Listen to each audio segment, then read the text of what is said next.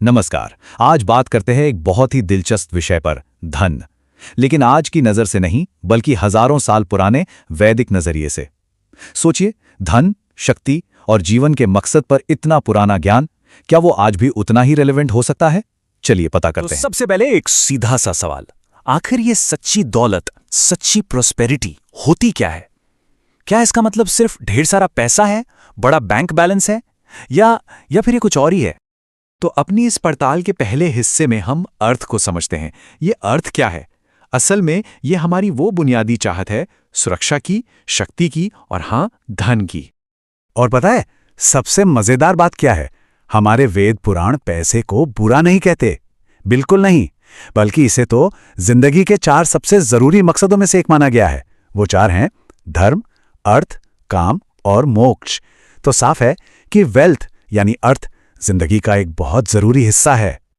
अच्छा, तो वेद ये तो कहते हैं कि धन कमाओ, लेकिन कैसे? इसका रास्ता क्या है? जवाब मिलता है दिव्य शक्तियों के आह्वान में। ये वो डिवाइन फोर्सेस हैं जो दौलत के अलग अलग पहलुओं को रिप्रेजेंट करती हैं। तो सबसे पहले आते हैं देवों के देव इंद्र। इंद्र का मतलब है ताकत, जीत, हिम्मत और लीडरशिप। जब भी जिंदगी में कोई बड़ी चुनौती आती है, कोई जंग जीतनी होती है, तो विजय के लिए इंद्र का ही आशीर्वाद लिया जाता है। इसके बाद है मां लक्ष्मी। इनको तो हम सब जानते हैं, धन और सौभाग्य की देवी।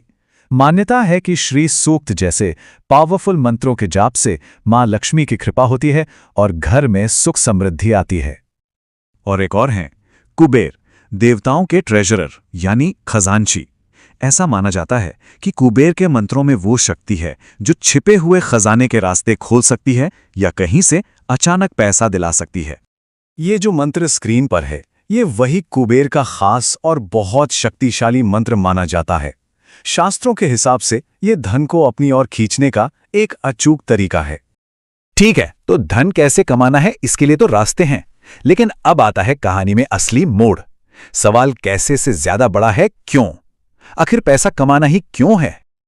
और वेद यही सवाल पूछते हैं कि ठीक है, धन कमा लिया, पर किस लिए? उसका मकसद क्या है? ये सवाल ये एक पल रुककर सोचने पर मजबूर कर देता है ना? ऋग्वेद की ये एक लाइन, केवल्याघो भवति केवल्यदि, ये पूरे वैदिक दर्शन का निचोड़ है। इसका मतलब जानते हैं? जो अकेला खाता है वो अन्न नहीं, सिर्फ पाप खाता है।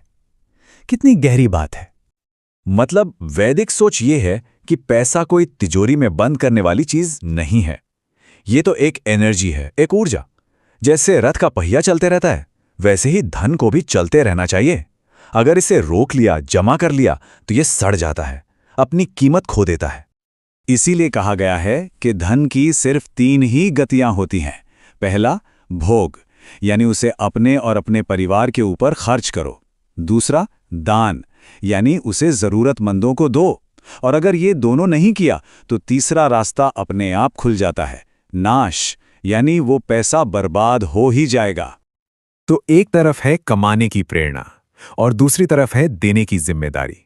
इन दोनों के बीच बैलेंस कैसे बने? चलिए इसी समीकरण को समझते हैं। अथर्ववेद एक बहुत ही कमाल का रास्ता दिखाता है। वो कहता है 100 हाथों से कमाओ। लेकिन कहानी यहीं खत्म नहीं होती। इसका दूसरा और सबसे जरूरी हिस्सा है, और 1000 हाथों से बांटो। शतहस्त समाहर सहस्रहस्त संकीर। 100 हाथों से कमाओ और 1000 हाथों से बांट दो। बस ये एक लाइन पूरे वैदिक वेल्थ फिलॉसफी का सार है। कमाओ, खूब कमाओ, लेकिन उससे भी ज्यादा उदारता से समाज को लौटाओ। तो हम वापस अपने पहले सवाल पे आते हैं, असली दौलत क्या है? तो जवाब है, दौलत को जमा करने में उसकी कोई कीमत नहीं है। उसकी असली कीमत उसके सर्कुलेशन में है, उसके बहने में है। जब वो बहता है तो सबका भला करता है। तो आज की बात को हम इसी एक सवाल पे छोड़ते हैं, जिस पर सोचने की जरूरत है कि दौलत वो है जो किसी के पास है, या दौलत वो है जो कोई दूसरों को देता है? जरा सोचिएगा जरूर।